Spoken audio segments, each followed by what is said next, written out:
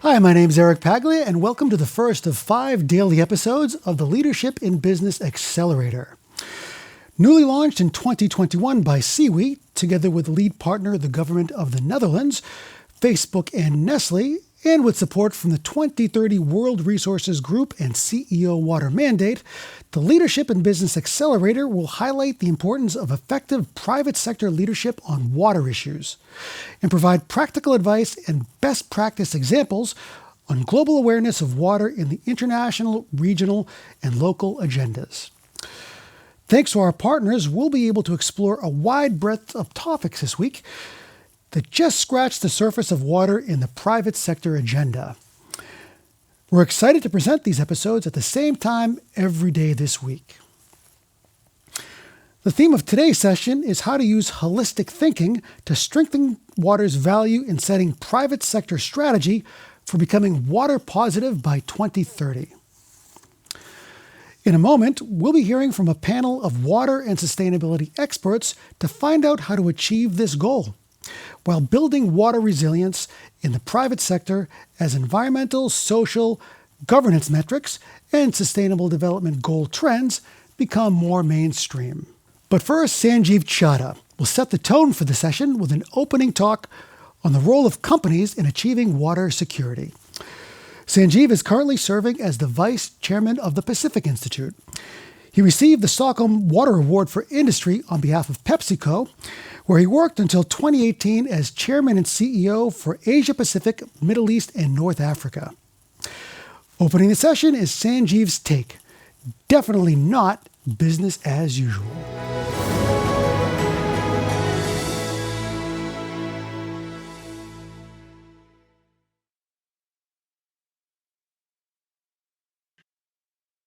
Friends, let's make no mistake.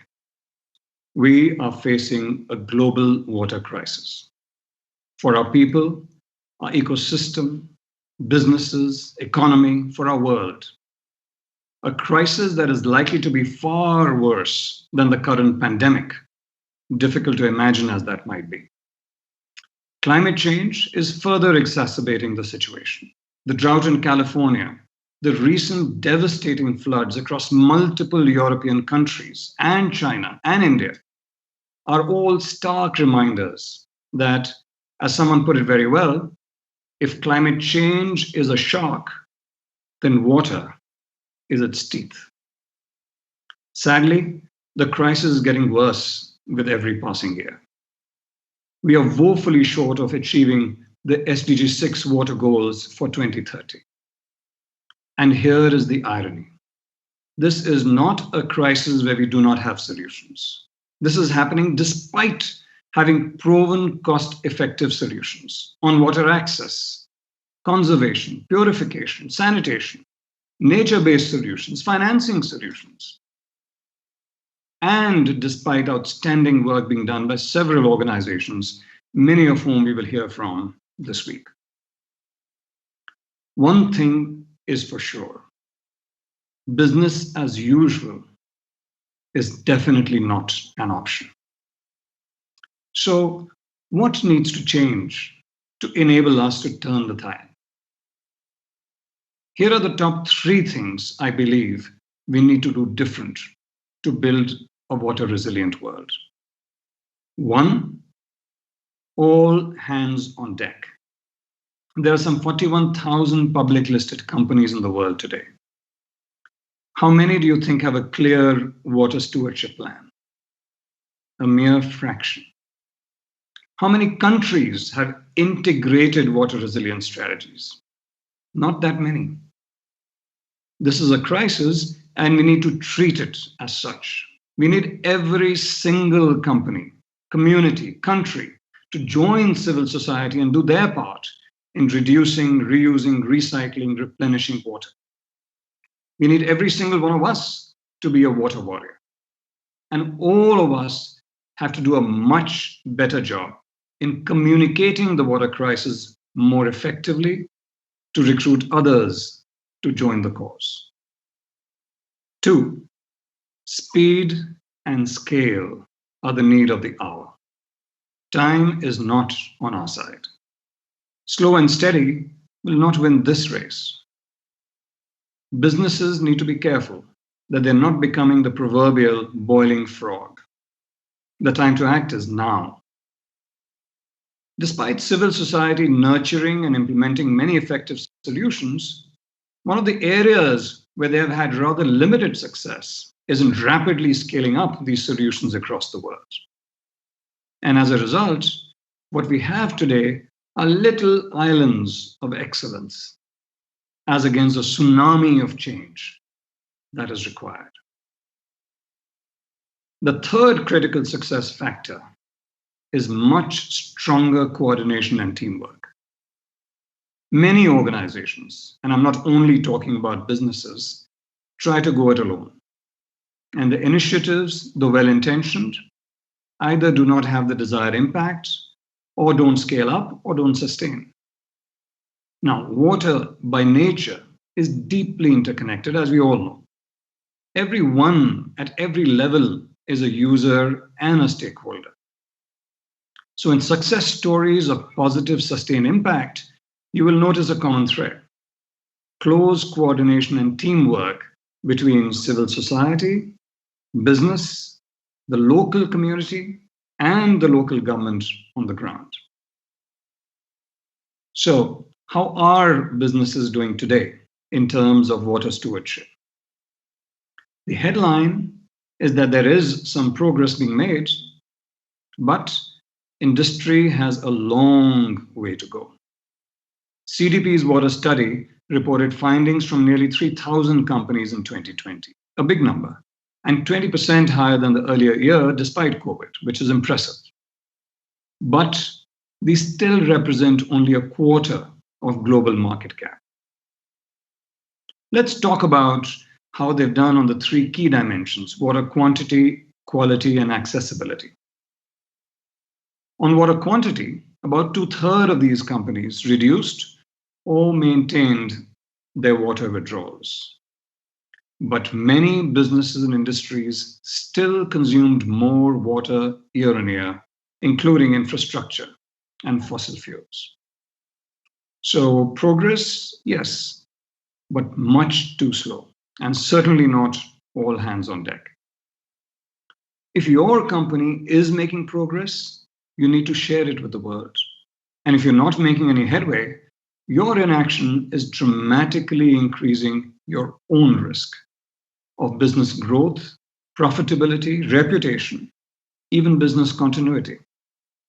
It is in the interest of both your own shareholders and the communities you serve that you speed up your water stewardship journey. And there are clear ways to do so today. Many companies you can learn from. Alliances like the AWS, the AGWA, the CEO Water Mandates, the 2030 Water Resources Group, and others that you can join. Networks you can build, but you need to start now. The second dimension, water quality, is even more concerning. A mere 1/5 of the world's wastewater gets treated today. And yet, just 1 in 10 of the CDP participating companies are even setting pollution targets, and only 4% reported progress against them. Only 4%. I think you'll agree that there cannot be any excuse for any business not to be treating all their wastewater as per local regulations at a bare minimum. A strong and urgent case for governments to tighten the regulations, penalties, and governance on water pollution. The third dimension, water accessibility, is a different story. Many organizations, civil society, development agencies, and businesses alike are making solid strides in providing incremental safe water access to millions of people around the world. And thanks to the good work, the one SDG 6 goal that has the highest probability of being achieved is universal access to safe and affordable drinking water by 2030. So overall, yes, businesses have a very long way to go. But I submit to you that they are also uniquely positioned to make a huge positive impact on building a water resilient world. Why do I say so? Because this is not a crisis where we lack solutions. Sure, we will gain with every new innovation, technology, and cost breakthrough. But our water crisis is one where several existing solutions are underleveraged, underfunded, poorly coordinated. This, folks, is an organizational crisis. That's right, an organizational crisis.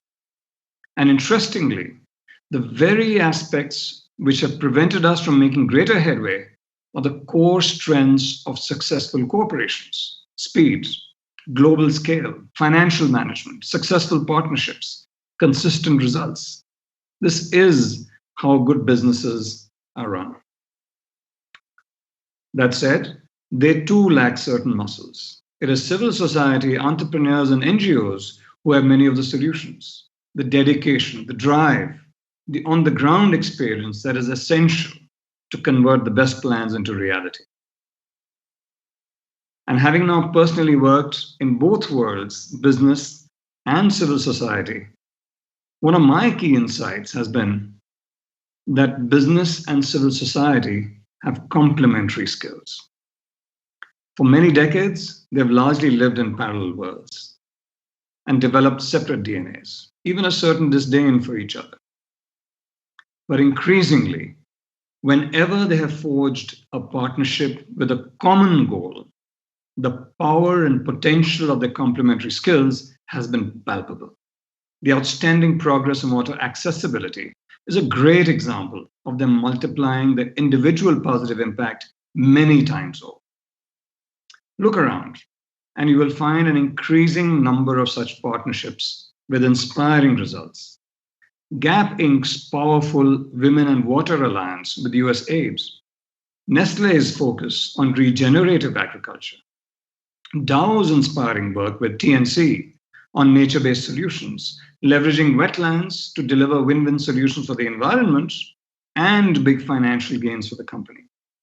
PepsiCo's strong achievements and plans on safe water access with partners like Water.org, Safe Water Network, and WaterAid. Cargill setting the next generation of water targets in collaboration with WRI and AWS. Braskem's outstanding water reuse program, resulting in zero incremental freshwater use in their Brazil plants. Carlos Brito, till recently CEO of AB InBev, who personally, along with his company, have been great role models in demonstrating the power of partnerships. Unilever, Diageo, Danone, and many others are setting inspiring examples of how we can together build a water resilient world. And for all these reasons, one of the strategic partnerships that I personally am excited about is the Water Resilience Coalition. It was launched under the aegis of the UN Global Compact last year, with the explicit objective of accelerating progress against the water crisis. It comprises both reputed global businesses as well as leading civil society organizations, both with deep water expertise and complementary skills from diverse industries and geographies. And they have come together to achieve well-defined goals to build net positive water impact in high-stress water basins across all the three dimensions. And what's more, it is a CEO-driven coalition, with many of these global CEOs personally involved in guiding its goals, strategy, and progress. In closing, I want to reinforce my key message. We are facing a crisis that is worsening, and time is of the essence. The three things we need to do differently to turn the tide. One, we need all hands on deck now, and all businesses need to aim for net zero water, no less. Two, much greater speed and scale behind proven solutions, especially related to water quality and quantity. And three, stronger coordination and teamwork to enable our efforts to bear fruit and, importantly, sustain over time. I'd like you to remember that this is an organizational crisis, which can be overcome by building partnerships between business and civil society, which leverage their complementary skills. And we have some excellent success stories and role models to learn from. As we stand here today, we are staring at a huge win-win-win opportunity for businesses to protect their own future, for civil society and development agencies to scale up their good work manyfold, by both joining hands to decisively turn the tide against the water crisis. Together, we can. Thank you. Thanks to Sanjeev for providing a clear-eyed assessment of the water crisis, based on his many years of working both on the business and the NGO side of the issue. Now I'd like to welcome our illustrious panel for this Leadership in Business Accelerator session on how to apply holistic thinking to enhance private sector water stewardship. Joining me are John Matthews, Executive Director of the Alliance for Global Water Adaptation, Rebecca Marmot, Chief Sustainability Officer at Unilever, Kate Lamb, Global Director of Water Security at CDP, and Jason Morrison, President of the Pacific Institute and Head of the UN Global Compact's CEO Water Mandate. Thank you all for joining me here on this panel, and welcome to Stockholm in a virtual sense. I'd like to start out by asking each of you to briefly comment on one of the insights that Sanjeev provided in his opening statement, that not only is there a prevailing water crisis, but there's also an organizational crisis. The cooperation between civil society and the private sector has been so far suboptimal. The companies and NGOs have largely lived in parallel worlds, and that this disconnect has slowed down progress on achieving water resilience and water security. So perhaps, John, you could start by commenting on this insight by Sanjeev.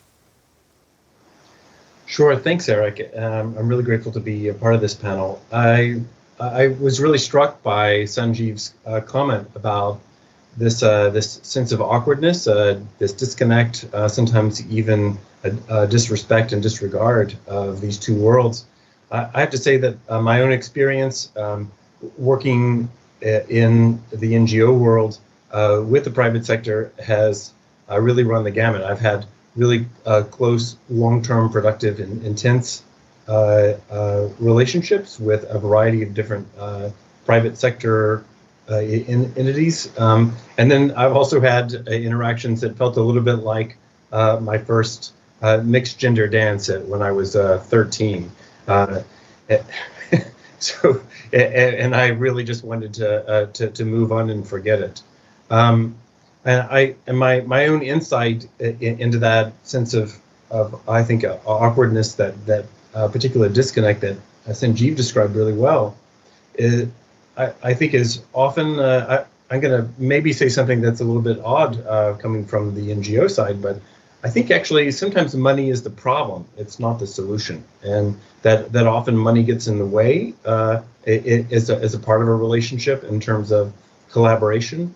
That it becomes more of the point rather than actually trying to define what is the basis of that relationship. What is it that we really need to be able to say to each other in a productive and meaningful way? Where is the middle ground and the basis of interacting, especially if you're trying to do something new, if you're trying to innovate in a space.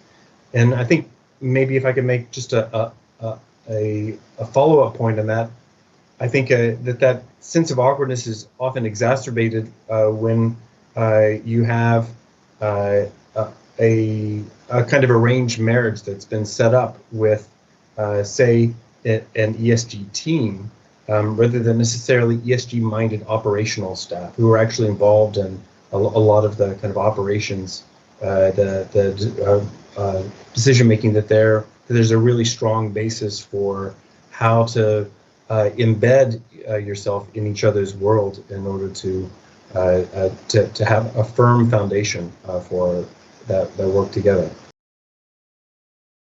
Yeah, and if I can build on that, Eric, thank you, John.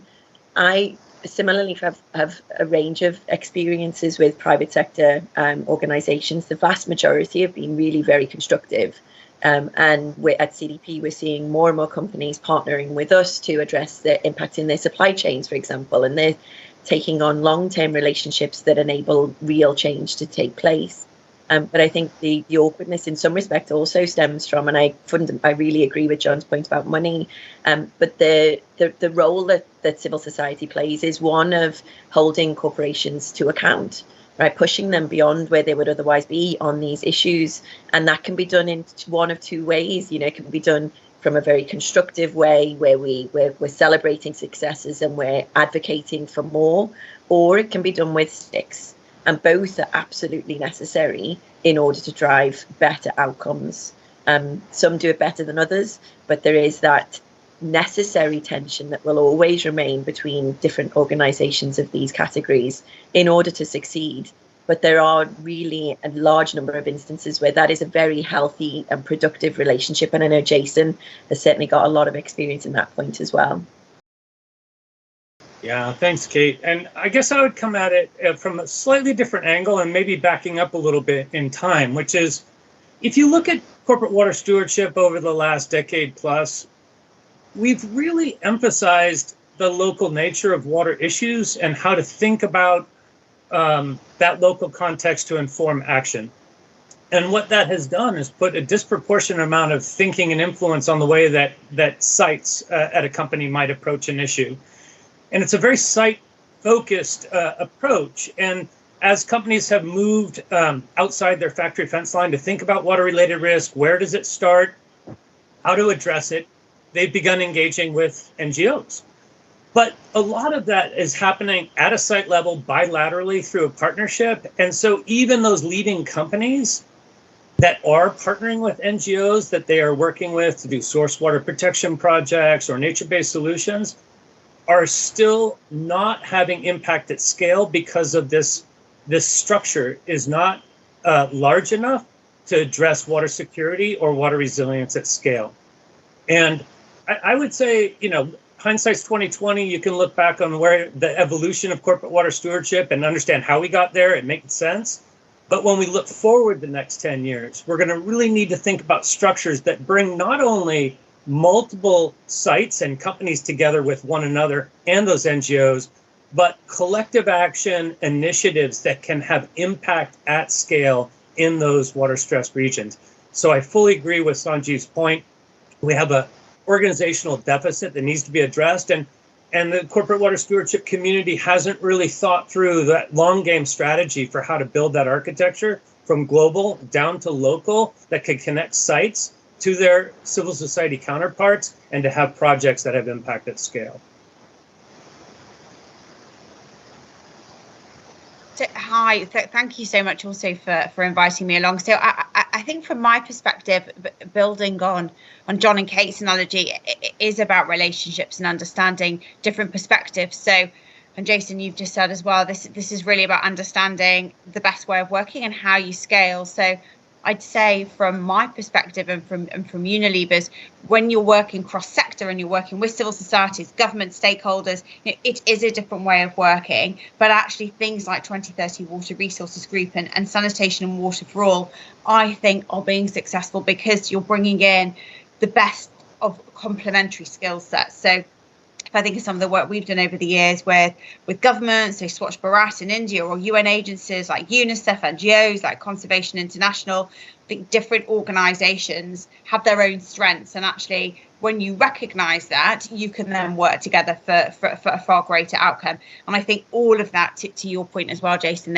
is only really successful when you start with local communities and you think about building out from that point. So that's very much what we try to do. So to understand how you do that at a local level before you go into scaling. But yeah, I think I'd like to put a bit more of a positive spin on it and say, of course, it's difficult. It's a relationship, but ultimately, I think it's the route for success. Okay, so Jason, given that water issues, like many other sustainability challenges, are all too often addressed in isolation, how can holistic strategies be achieved by leveraging SDG and ESG frameworks? Yeah, so the Seawater Mandate is a corporate water stewardship commitment platform of the UN Global Compact. So as a UN entity, it's probably not surprising to hear that we have a bias toward aligning corporate water stewardship practice, corporate sustainability practice with UN frameworks, SDGs, and the Climate Action Agenda and the UNFCCC. The Global Compact right now is orienting around one initiative called the SDG Ambition. And this is the way of characterizing what businesses can do, what the 8,500 companies within the Global Compact can do to advance particular SDGs. SDG 6 was one of the 10 that UN Global Compact identified as not being on track for achievement by 2030. And the cornerstone concept for the SDG ambition for water is this concept of net positive water impact. And the idea here is, if you unpack what we mean by net positive water impact, it's addressing the water quantity piece or water availability, the water quality piece, and water accessibility, the WASH, the water access, sanitation, and hygiene. And this tracks very closely with SDG 6 by design. That's 4 of the 6 targets of SDG 6. And the logic here is, if you're going to open up the door for collaboration between public-private and private and independent sector, like we were just talking about with NGOs, you need to have shared ambition so that you can align on the actions and the interventions that are needed to achieve that ambition. And so the idea behind net positive water impact is to align with SDG 6 so that companies where they are working together in water stressed regions or where they are working with governments in those same regions, they can be aligning on programs and investments that are geared toward achieving SDG 6. And we know in the water sector that water is a connector with other SDGs and other societal challenges that are captured and codified in the SDGs. And that's one of the pathways that we will see towards getting increased investment by the public sector, by the private sector, let me take that back, because if nothing else, the business community is always looking to multi-solve different challenges with the same investments where possible.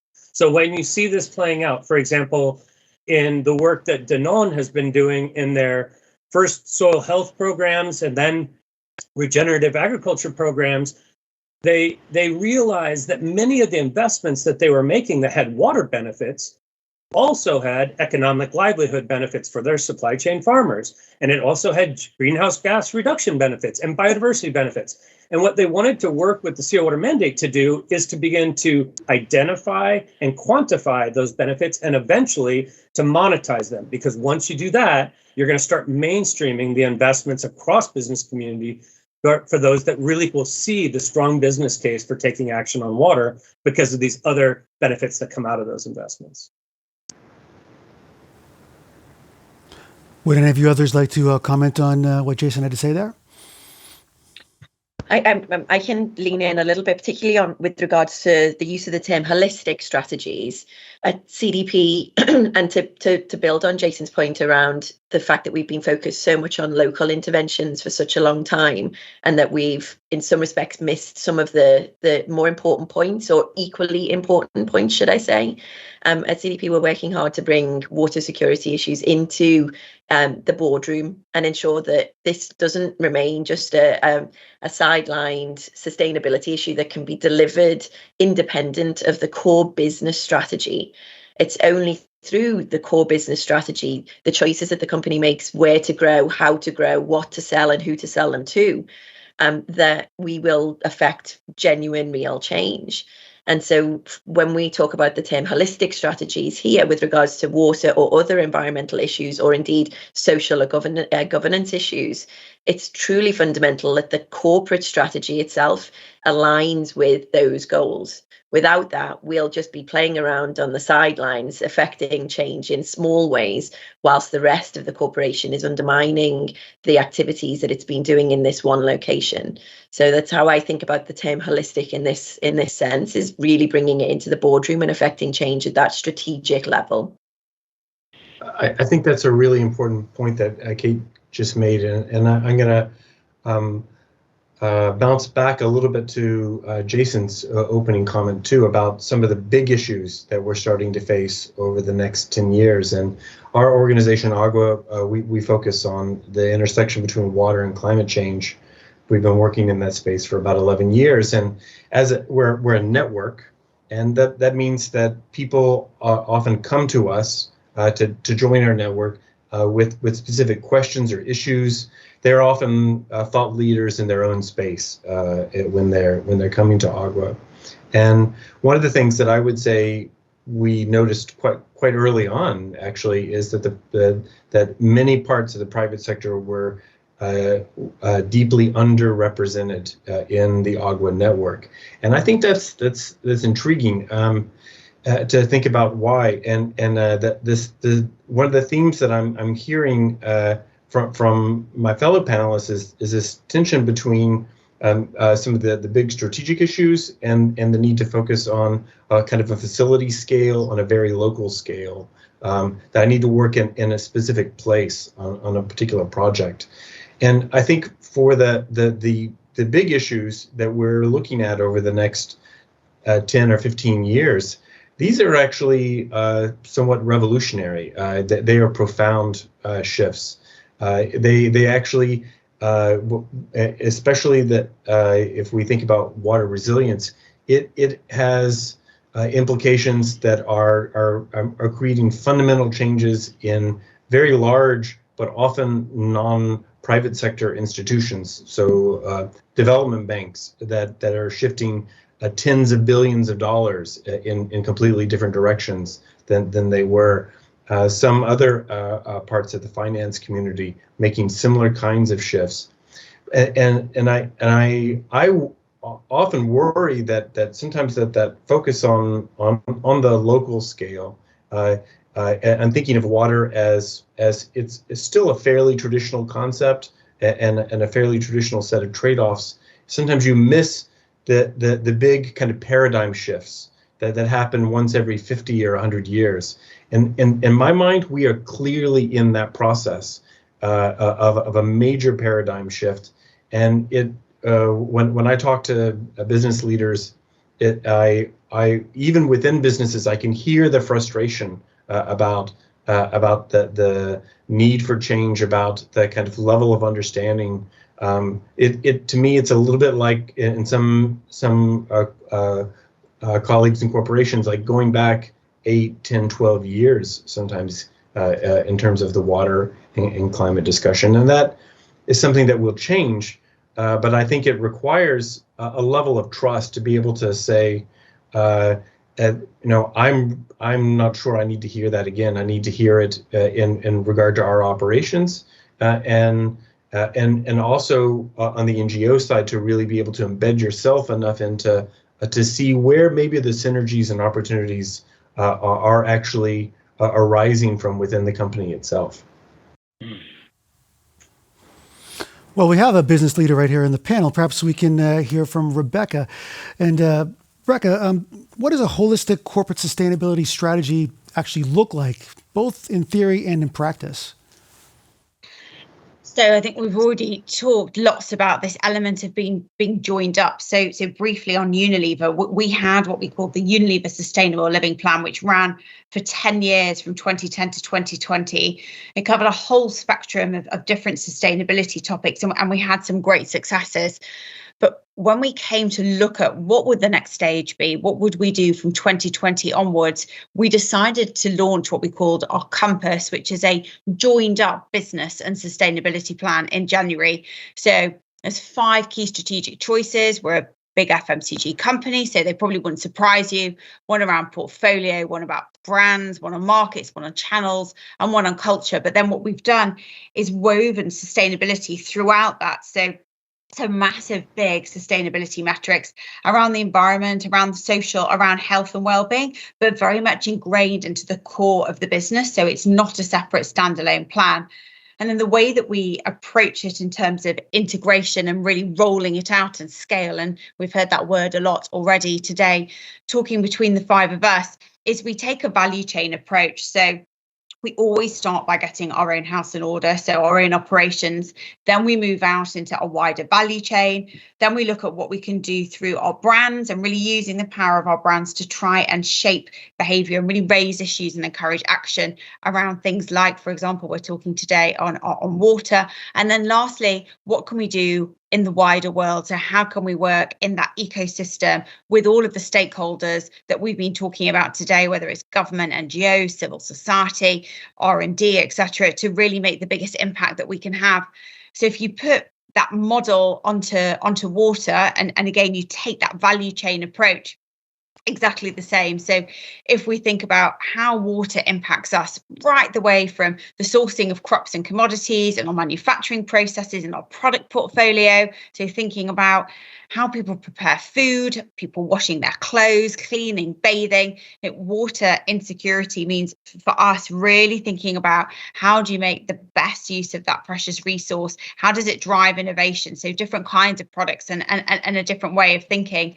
So some of the things that we've done recently to try and bring all that to life, we've launched new climate and nature targets, so 100% sustainable sourcing on key crops, regenerating 1.5 million hectares of forest, of ocean. So really thinking about how do you actually not just stop the problem from getting worse, but how do you actually try and turn it around and put a more positive lens on it?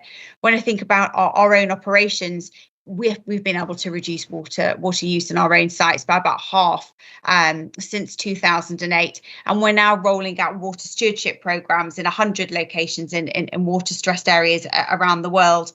I think I mentioned briefly about what does that mean as a consumer goods company? What does that mean for your products? So we've really looked at how do you reduce the water footprint through products that need less water. So for example, Tresemme dry shampoos, or thinking about how do you make sure that the formulas are biodegradable. So Seventh Generation, a big laundry brand, is 100% biodegradable, the formulation, because of course, and everyone on this panel knows it very well, it's absolutely essential for the aquatic system that products rapidly and safely degrade without leaving any trace. We're really investing at the moment in plant-based portfolio, so much less water on the production side.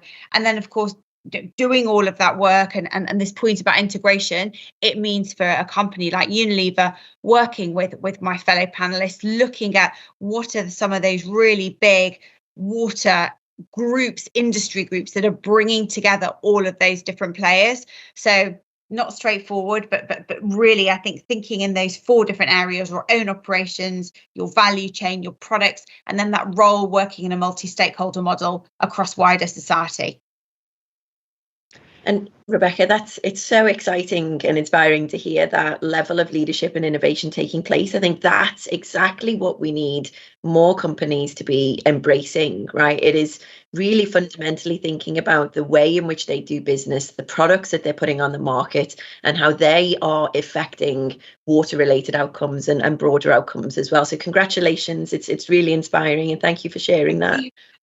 Yeah, I would agree with that. And Unilever's, of course, been leading on sustainability for a long time. So it's not surprising to see how deeply it's embedded and ingrained across the business strategy generally. I would make the case, and I don't think anyone in this panel would disagree with the argument, that there is a business case for sustainability if you elongate the temporal horizon. And most companies, when they start thinking long-term, can make the case for investments in sustainability. I want to go back to something, Kate, that you said about getting water higher up in the company to the C-suite and to director level, and something also that John spoke to about how climate change as it relates to water is changing the calculation and the understanding. Because I fully agree with both points. And John, through our work on the water resilience assessment framework, one of the things that I think has become really clear is that once companies start thinking about the stressors and shocks and the trends that the drivers of change that they face, and they really understand that deeply, they will begin to see that the risk around water for them is systemic. And it's not just basin by basin, site by site. So going back to my first point, and once you start thinking about, it's not just day zero in Cape Town, but it's about how climate change is changing water systems everywhere. And therefore, our enterprise level strategy, our ambition needs to get well beyond the, hey, in this site, we're going to do X, Y, and Z. And this site, we're going to do elemental P. That just doesn't make sense when you start understanding water at this systemic level and you think about it in the face of climate change and what's going to happen over the next decade to 2 decades. And I think companies are starting to get that at the highest levels of the company. And they're scared, and they should be scared, because it's going to happen even faster than all of us that have been saying that this is happening faster than you appreciate. It's going to happen even faster. And so I'm not worried about the wave of businesses that are about to come to water in a panic. It's already been ramping up. Kate, you can see it in the reporting that you're getting. What I think is that we need structures to assimilate this interest as it comes so that we can immediately speed and scale that Sanjeev was talking about, and get these companies investing in solutions in a way that accelerates the impact immediately. So a good example of this, we have a new member of the Water Resilience Coalition that hasn't really done a lot of water stewardship that much, but got connected to a number of TNC nature water funds, and are now putting multiple $1 million into 2 funds, one in Brazil, one in India, and got brought to that all through the work that was done by the member companies that helped establish those funds 8 years ago, 3 years ago, whatever. And it's a great example of how, if these structures are built and put in place, you're going to get newcomers that will come that want something that's readily plug and play, that they can actually invest in solutions in those scales. And I think we need to assemble that structure as fast as possible so that we can adopt these newcomers as they come in, because I believe they will be coming in fast in the coming years. I really want to strongly echo and endorse what you just said, Jason. And from my experience, some of these disruptive ideas, they don't mean that what we have been doing is wrong per se. I mean, the program that you just outlined, Rebecca, is widespread. It's deep. It's very impressive, and it's something you should be really proud of. I think. From our perspective, in effectively working as a kind of boundary institution, as a kind of guide and support for a very wide variety of institutions, as they're on a resilience journey, that you have to recognize that those kinds of tools, the support that you're talking about, Jason, that they need, you're exactly right, that they need to be there in place, and we have to have faith that on that journey that people will move along, that the level of awareness, it may be arriving later for many businesses, for many types of businesses than it has for different types of institutions, say in the public sector or for some types of NGOs. But it actually, in my experience, resilience is something that we you move from fear to implementation and to better thinking when using exactly the kinds of insights that you were mentioning, Jason. Things like system level thinking, understanding water as a resource that's associated with something that we have to manage with a much broader boundaries maybe than we have in the past, and shifting some of our framework about tools such as a really strong dependence on efficiency as our kind of one-stop solution for many types of work, to saying actually we need to think about a variety of other of approaches in addition to efficiency. So I think that's hopefully the same path that we'll see. The headlines are maybe the trigger, and some of the personal stories that have come out from the IPCC or that show up now in every other front page globally. But I think that we can assume that path is well defined and that people can move effectively along it. Okay, we're approaching the end of this discussion, but perhaps we can wrap up with a final question that each of you can comment upon. We've touched a little bit on this earlier in the session, but I think a little more elaboration is in order. How can water be leveraged to achieve wider SDG and ESG targets in the private sector? For example, the climate, biodiversity, food systems, and NBS targets. And where do you see the synergies and the trade-offs that have to be made? Sure. Well, one of the ideas that I think that's run through every panelist here is this idea of water that is a connector, and we don't the water community understands intuitively that we can't treat things like the SDGs as kind of isolated silos. That water runs across almost every single one of the SDGs, and that we need to think in terms of a different set of issues like sequencing and priority, and what is contingent in order to be able to meet other types of goals. And I think that's the type of thinking that we're starting to see emerge much more clearly through movements like water stewardship. Looking at Kate's favorite word, holistic water management, and how we can bundle these ideas together into a more useful way. I think it also means looking for those kind of turnkey big points, and I would say that climate resilience is probably one of the ones that is going to show up much more often as a fundamental kind of game-changing idea for many types of businesses, even in the near future. Yeah, I think I agree, John.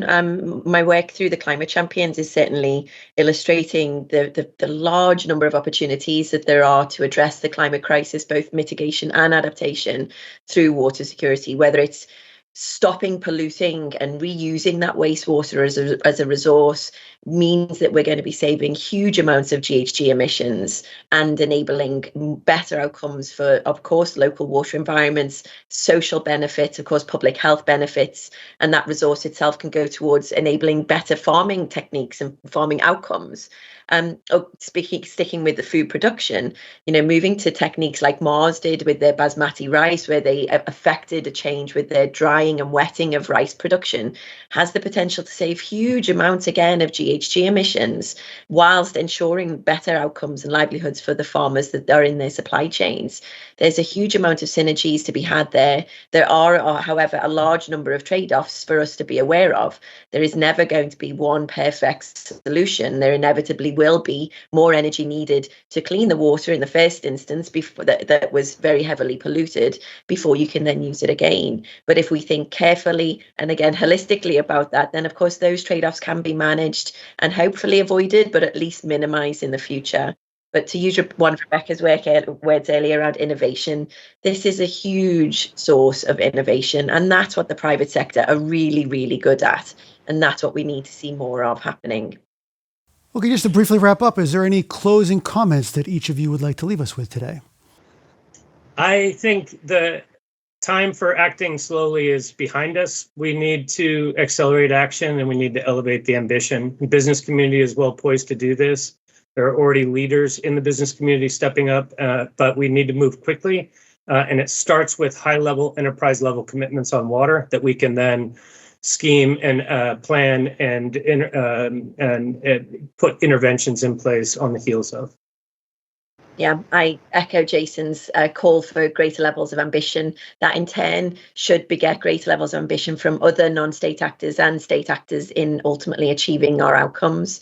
The water security crisis is here right now for a large proportion of the global population, and business has a fundamental role to play in making their lives better. What better time to act, and how lucky are we that we get a chance to solve this crisis? Churchill said, I'd say building on. Oh, please, Rebecca, go ahead. After you, John. After you. Okay, all right. Thank you.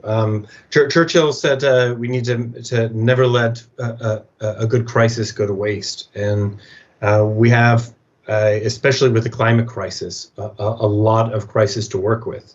One of the stories that I find really moving in that regard comes from Cape Town, where companies went over a very short period of time from seeing that water was something that was a problem that was largely owned by public utilities, by politicians, to something that they actually needed to worry about water as it spread and diffused through whole communities, in schools, in the food system, whether or not their employees were able to take a shower. It was much more than just a water footprint. It was a much bigger collective kind of system level approach. And I think central to that is making sure that you really see the water. I think that there's still a lot more work that we can do as we bring especially a climate lens to our work to help see the water in a resilient manner. I'd say just to close, the importance of, from a private sector perspective, put a water lens right the way across your business. So all the way from how you source your products, your manufacturing, and how we can use as private sector the power and reach of our brands and advertising to really drive change about this. To Kate's point, I think reporting on that is absolutely critical. You need to have that same rigor and structure around water and water risks and issues as you would around any other aspect that is integral to the future of your business. And then I think largely, it is everyone's problem. Everybody in the world needs water. So I think you need to take these joined up approaches and be super pragmatic about the solutions. Well, after speaking with the four of you, I feel somewhat better about the water crisis, the climate crisis, and perhaps even the organizational crisis. So thank you all for joining me here on this first of 5 Leadership in Business Accelerator sessions. Thank you, Eric. Thank Thank you you. so much. Tomorrow, we'll be joined by UNEP, the Global Resilience Partnership, Credit Suisse, and Danone to explore how the private sector should reimagine natural capital and water risks in a changing climate to achieve the 2030 agenda. So please join us tomorrow, same time, same place. See you then.